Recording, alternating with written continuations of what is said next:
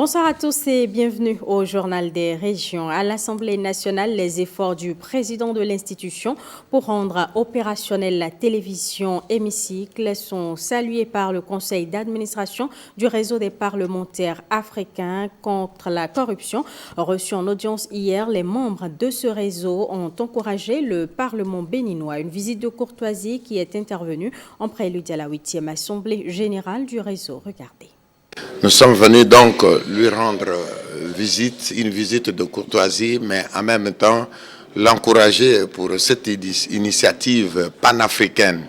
Parce que de tout ce temps-là, la PNAC a souffert d'un manque criant de rencontres et que voilà, lui-même qui a reconnu que les avancées que connaît l'Assemblée nationale du Bénin trouvent leur origine dans le réseau des parlementaires africains contre la corruption.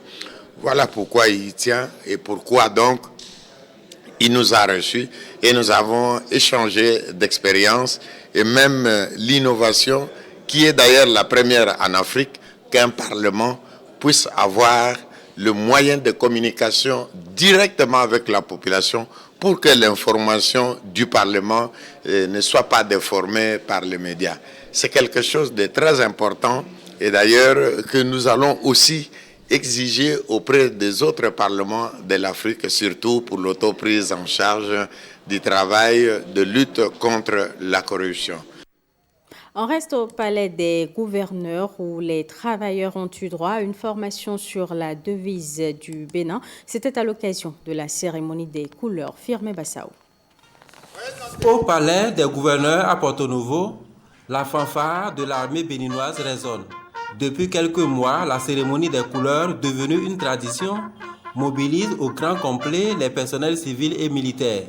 À la manœuvre ce lundi, le conseiller technique et juridique du président de l'Assemblée nationale, lui-même ancien élément de l'armée révolutionnaire, qui est allé puiser dans ses connaissances antérieures de soldats sur un thème aussi évocateur que civique. Nous avons 3 mots qui traduisent la devise du Bénin.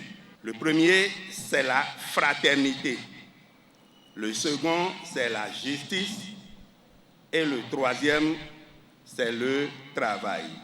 Une trilogie de la devise béninoise qui a captivé l'assistance pendant une demi-heure de présentation. Il a essayé de ramener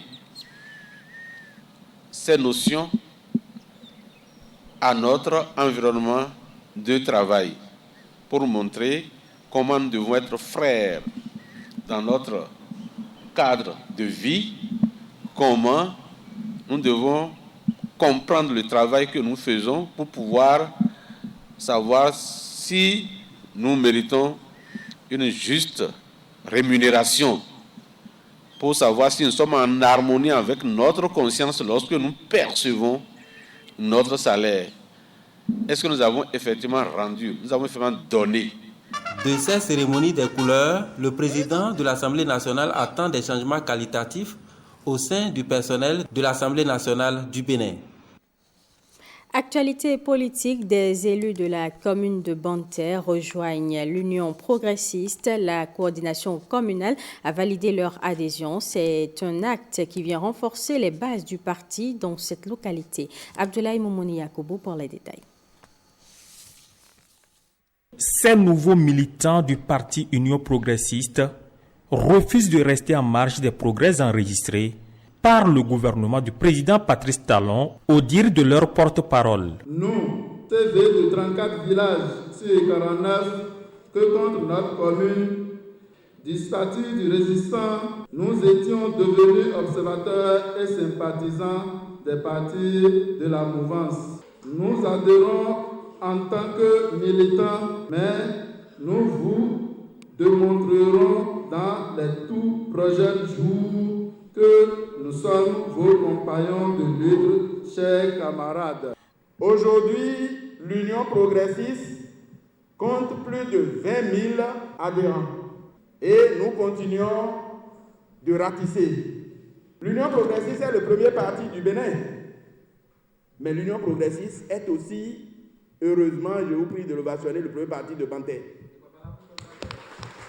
Cette démarche de nos élus locaux vient résolument combler les attentes des militantes et militants préoccupés de l'enracinement du baobab dans toutes les contrées de notre pays. Nous avons le devoir de ratisser très large pour maintenir le plus longtemps possible le leader de toutes les formations politiques au Bénin.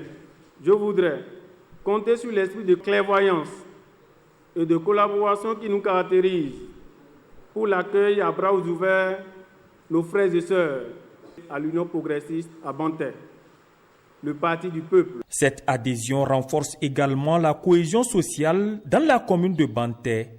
L'Union progressiste recommande à ses nouveaux adhérents de se mettre au travail pour le rayonnement du parti dans toutes les contrées. Pendant ce temps, l'organisation de la jeunesse du bloc républicain travaille davantage à l'enracinement du parti dans le département du Plateau. Elle a organisé la journée départementale de l'organisation de la jeunesse du bloc républicain. Bressongbo, Doris Nathalie, Olabi. La journée départementale de l'organisation de la jeunesse du bloc républicain se veut une occasion d'échange, de partage d'informations et de mobilisation des militants à la base politique. Les échanges ont tourné autour du thème jeunesse républicaine, enjeux et défis électoraux. Le choix de ce terme n'est pas anodin. Nous sommes à quelques mois des élections législatives. La réforme du système partisan constitue une belle opportunité pour la couche juvénile pour s'affirmer sur le terrain politique. Consciente des défis qui l'attendent, la jeunesse du bloc républicain n'entend pas baisser les bras. Pour elle, c'est le moment plus que jamais de taire les divergences et de se donner la main pour hisser le parti au rang des plus grandes formations sur l'échiquier politique national. Pour ma part, je compte m'investir ardemment pour intensifier cette initiative dans tous les 29 arrondissements du département du Plateau. L'autre challenge dont la réussite incombe à l'OBJR, c'est le trimestre du bloc républicain, lancé déjà à tous les niveaux déconcentrés du parti. L'objectif ultime du trimestre du bloc républicain, c'est de partager avec les populations les idéaux du parti bloc républicain, ainsi que les opportunités et perspectives que le bloc républicain offre à la population béninoise. Plusieurs communications ont meublé cette journée à la satisfaction des participants venus de toutes les communes du Plateau. Le bureau de l'Association nationale des communes du Bénin en session à Djougou, au menu des échanges, les réformes en œuvre dans le secteur de la décentralisation. On retrouve Abdoulaye Momoni Yakoubou. Première session du bureau exécutif de l'Association nationale des communes du Bénin, ANCB, après une réforme majeure du secteur de la décentralisation. Cette rencontre se focalise sur les échanges pour une collaboration harmonieuse entre les maires et les nouvelles équipes techniques installées. La nomination et la prise de fonction des nouveaux responsables administratifs et techniques de nos mairies, la prise des décrets d'application de ce code et le démarrage effectif de la remise de matériel roulant aux maires ouvrent une nouvelle ère dans la conduite des affaires administratives et techniques au niveau local. Je salue la dextérité avec laquelle le gouvernement implémente des innovations contenues dans le nouvel arsenal juridique qui régit la décentralisation dans notre pays. L'ANCB exhorte les maires à assumer leurs responsabilités dans la dynamique de la réforme pour le développement durable des communes. Nous devons dans un premier temps contribuer à identifier les éventuels goulots d'étranglement qui pourraient entraver le succès de la réforme. Dans un second temps, nous allons œuvrer pour la levée de ces entraves dans un élan tout aussi dynamique que constructif. Il nous faut donc redoubler d'efforts et travailler chacun à son niveau pour l'atteinte des objectifs de la réforme. Les maires du Bénin expriment également leur gratitude au chef de l'État, Patrice Talon. Ils prennent enfin l'engagement d'accompagner toutes les initiatives gouvernementales dans le cadre de la promotion du développement et de la bonne gouvernance locale. Sachez, mesdames et messieurs, que Femmes d'Impact, l'événement qui célèbre le leadership féminin, est à sa 2e édition. Plusieurs femmes leaders béninoises et africaines ont été distinguées samedi dernier à cette occasion. C'est une initiative de Lumière Communication. Jennifer Sativi et Anno Havana pour les détails. Elles contribuent de par leurs actions, leurs professions et leurs entreprises au rayonnement de la société. Ces femmes sont ici célébrées, les unes pour l'impact de leurs idées novatrices et les autres en tant que source d'inspiration. Je ne peux que dire merci à la promotrice de l'effort fait. Il faut toujours aller de l'avant et que les difficultés constituent en fait des défis pour faire un pas de plus. Les femmes inspirantes sont en fait des femmes mentors. C'est par le mentorat et donc par l'exemple et par les bonnes pratiques que l'entrepreneuriat féminin pourra prendre, que les femmes vont s'entraider, se donner la main. Celles qui ont plus d'expérience partageront leurs expériences avec les autres. À travers l'initiative, Lumière Communication entend promouvoir l'excellence féminine. Pour cette 2e édition, les petits plats ont été mis dans les grands. Nous avons non seulement sorti l'ouvrage Femmes d'Impact sur les lauréats de l'acte 1, mais nous avons créé la distinction reconnaissance des femmes inspirantes que nous avons insérée dans l'ouvrage. Et à cette édition, nous avons associé des hommes qui ont parlé de la femme, du rôle de la femme dans la société. Et non seulement ça, nous avons encore étendu l'événement à une envergure vraiment internationale avec 11 pays africains. Nous sommes des femmes, nous sommes nées avec un pouvoir. Il nous reste simplement à en prendre conscience et à développer notre plein potentiel pour le rayonnement de notre nation, de notre continent et du monde entier.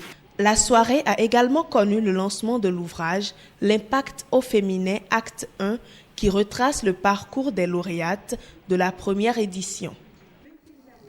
Du 7 au 14 août prochain se tiendra le marathon Bivebest de Porto Novo. L'annonce a été faite au cours d'une conférence de presse. Brice Rongbo et Doris Nathalie Olabi pour le compte rendu. Cette année, le marathon Bivebest de Porto Novo va accueillir des participants d'une vingtaine de pays. L'événement est à sa 5e édition avec plusieurs innovations à la clé. On aura tout Porto Marche. Ensuite, pour cette 5e édition, nous avons doublé le premier prix du marathon. Le premier prix du marathon de Porto Novo était 500 000. Cette année-ci, ce sera 1 million de francs CFA. Il y aura aussi comme innovation le village du marathon qui sera plus achalandé. Il était de 7 jours l'année passée, il est passé à 8 jours avec plus d'activités. Ensuite, il y a le handisport et il y a aussi une sensibilisation sur le don de sang. J'invite également de ce fait les partenaires et les sponsors à nous rejoindre pour faire de cette édition la plus belle. Je voudrais aussi inviter toute la population de Porto Novo à s'inscrire et à participer massivement aux différentes activités prévues dans ce cadre. La Fédération béninoise d'athlétisme émet la doléance de voir les prochaines éditions un marathon organisé exclusivement pour la gente féminine. Aujourd'hui, où le ministère de la Jeunesse et des Sports est en train de former les filles dans chaque secteur du sport béninois, qu'on remarque dans les prochaines compétitions une organisation rien que pour les filles. La 5e édition du marathon Bivebest de Porto Novo a bénéficié du soutien du ministère des Sports à travers le Fonds national des activités de jeunesse, sport et loisirs. Les inscriptions au marathon sont ouvertes et se poursuivent jusqu'au 2 août prochain.